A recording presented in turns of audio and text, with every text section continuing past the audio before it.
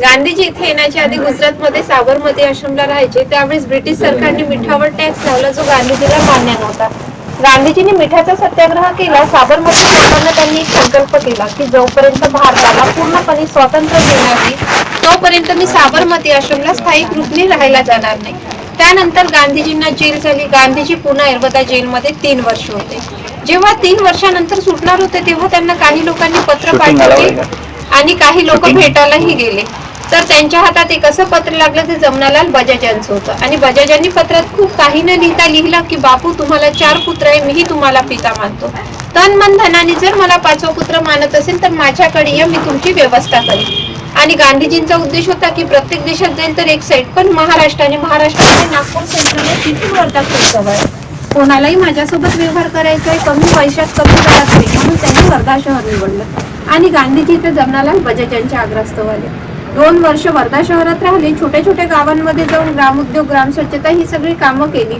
पण त्यांना वाटायचं मी एका शहरात राहत आहे आणि मला शहराचा विकास न करता. त्यांच्यासोबत एक विदेशी महिला होती मिसलेट. गांधीजींनी तिचं भारतीय नाव ठेवलं मीराबहन. मीराबहननी हे गाव शोधून दिलं. जेव्हा गांधीजी इथे आले तर हा पूर्ण जंगल एरिया होता. ही जागा जमनालाल बजाज यांची होती. तरी राहायला उत्सुकता आहे, माझ्यासाठी घर बनवा. घर बनवायसाठी त्यांनी 3 अटी ठेवल्या. पहिली अट म्हणजे ती 100 रुपयातच व्हायला पाहिजे. दुसरी लागणारी जी साधन सामग्री रॉ मटेरियल आहे तिथल्याच परिसरातलं असायला पाहिजे. आणि तिसरी म्हणजे कोणी आर्किटेक्ट इंजिनियर नसून एक साधारण मजदूरच माझं घर बनवेल. अशा 3 अटी लक्षात ठेवून ही कुटी तयार केली. या कुटीला आदी निवास नाव दिलं. जेव्हा ही कुटी पूर्ण तयार झाली तेव्हा गांधीजी ते 16 जून 1936 ला आले.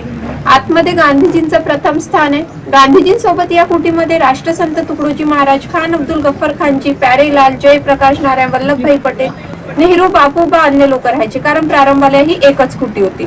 आणि विशेष महत्व म्हणजे 1942 जे भारत छोडो आंदोलन झालं, ज्याला आपण लोक क्विट इंडिया मुवमेंट म्हणतो, त्यातली सगळ्यात पहिली मुख्य बैठक या कुटीमध्ये झाली. इथूनच सुरुवात झाली. मागे छोटंसं रसोईघर आहे, स्नानगृह आहे. रसोईघरामध्ये त्यावेळेची भांडी पण ठेवलेली आहेत. इथे येण्या जाण्या लोकांची गर्दी वाढायला लागली. रसोई खूप छोटं पडायला लागलं. हे बंद करून साईडला दुसरं सुरू केलं.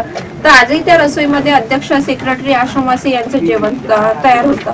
स्नानगृह आहे. स्नानगृहामध्ये पण 2 टप आहे. एक संगमरमरचा आहे. घनश्याम बिर्लांनी गांधीजींना गिफ्ट केला, पण तो विदेशी होता, संगमरमरचा होता. तर गांधीजींनी त्या टपचा वापर न करता गावकऱ्यांकडून टिन्याचा टप तयार केला आणि त्यामध्ये ते जलचिकित्सा करायचे.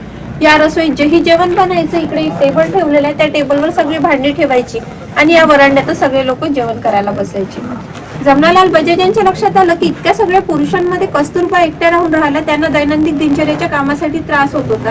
कारण आदिनिवास मध्ये लेडीजसाठी कोणतीच अलग अरेंजमेंट केली नव्हती. तर आदिनिवास नंतर 6 महिन्यांनी मग ही बा कुटी तयार केली. येणारा स्त्री वर्ग आणि कस्तुरबा त्या कुटीमध्ये राहायला लागले, म्हणून तिला बा कुटी नाव दिलं. तिथे बापूबानी वापरलेले वस्त्र पण ठेवलेले आहे. समोर हा बासांचा चौकोन आहे. गांधीजींच्या वेळेस रोज इथे प्रार्थना व्हायची 7ही धर्मांची. ती अजूनही दिनचर्या सुरू ठेवलेली आहे. अजूनही रोज ती सायंकाळी 6 वाजता इथे प्रार्थना होते. सकाळची 5:45 ला होते. बापू कुटीच्या मागच्या साईडच्या वरांड्यामध्ये होते आणि सायंकाळची इथे होते. समोर 1936 ला गांधीजींनी पिंपळाचं वृक्ष लावलेला आहे. 1936. त्याच लाईनचं दुसऱ्या कस्तुरबांनी 1942 ला लावलेलं बकुळचं. ग्रीन पाट्या लागलेत त्यांना. आणि विनोबा भावेंनी बुधा नेत्रेचोस 1965 मध्ये लावलेलं एकाच लाईनचे 3 पण आहेत ग्रीन पाट्या लागले. गांधीजी आदिनिवास मध्ये 1.5 वर्ष राहिले. 1.5 वर्षानंतर लोकांची संख्या वाढायला लागली. तुम्ही बघाल तर 4ही साईडने दरवाजे आहेत. गांधीजींचं चिंतन, पठण, कथन, मुलाखत हे काम करताना कोणीही कोणत्याही दारातून त्यांच्या कामात अडथळा यायचा.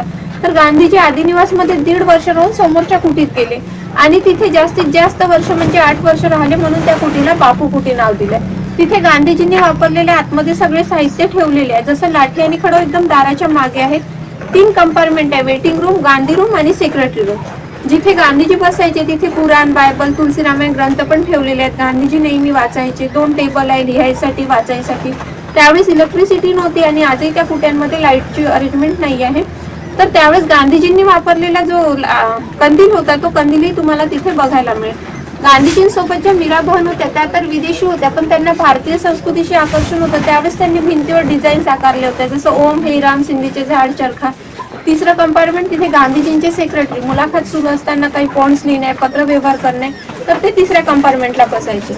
त्यांनी वापरलेल्या काही वस्तू आहे. सगळ्यांच्या लक्षात तो लाकडीचा चरखा असतो.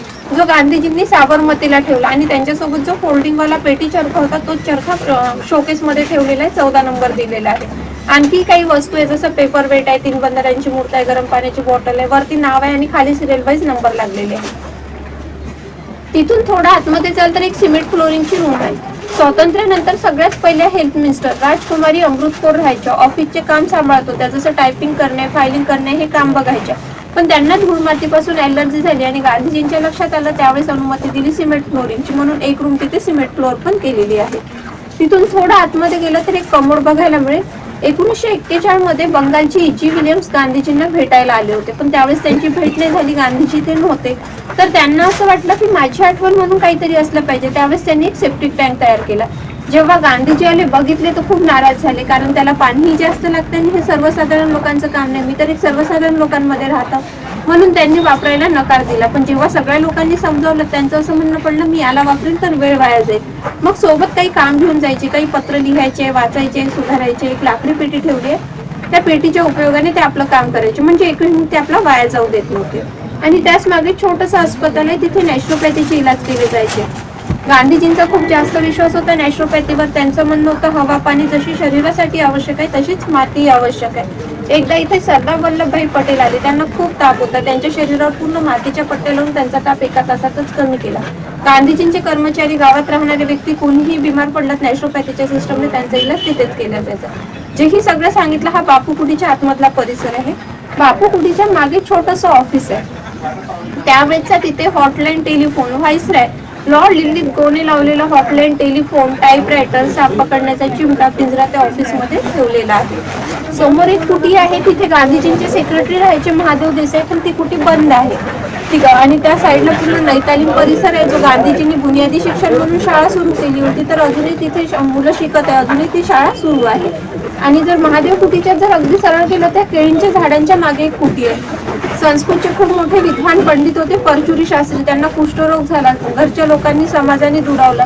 मग त्यांना असं वाटलं आता कुठे जायचं, काय करायचं. गांधीजींना भेटायला आले, बोलणं झालं. गांधीजींनी आपल्या कुटीच्या मागे त्यांच्यासाठी कुटी तयार केली आणि स्वतः हाताने सेवाही केली, म्हणून ती एक कुटी स्मारक आहे. कुटीच्या मागे एक कुटी आहे, थोडी उंचावर बांधलेली आणि तिचं कामही मजबूत केलेलं आहे. जमनालाल बजाजांना वाटायचं गांधीजी तर माझ्या आग्रहास्तव वर्धा शहरात आले आणि मीच त्यांना वेळ नाही देऊ शकत आहे, म्हणून ती कुटी त्यांनी स्वतःसाठी तयार केली. पण ते खूप मोठे बिझनेसमॅन, इथे राहून त्यांच्या बिझनेसमध्ये नेहमी चढ उतार यायचे. काही दिवस इथे राहिले आणि वर्धेला निघून गेले. ती कुटी खाली झाली. गांधीजी बापू कुटीमध्ये असायचे. खूप पाणी, मातीची कुटी, थंडी असायची. थंडी असल्यामुळे त्यांना 8 वर्षानंतर सर्दी खोकल्याचा त्रास व्हायला लागला. डॉक्टरांच्या सल्ल्यानुसार गांधीजी बापू कुटीमधून त्या कुटीत गेले आणि तिथे कमीत कमी 5 ते 6 महिने राहिले. जेव्हा पूर्ण देशात दंगे सुरू झाले, ते शांत करायला गांधीजी 25 ऑगस्ट 1946 ला निघाले, तर पुन्हा परतलेच नाही, म्हणून त्या कुटीला आखरी निवास नाव दिलं. आपण सुरुवात केली आधी निवास 1936 ते आखरी निवास 1946, अशी ते पूर्ण गांधीजींचे 10 वर्ष गेले. आलं लक्षात? प्रत्येक कुटीत जाताना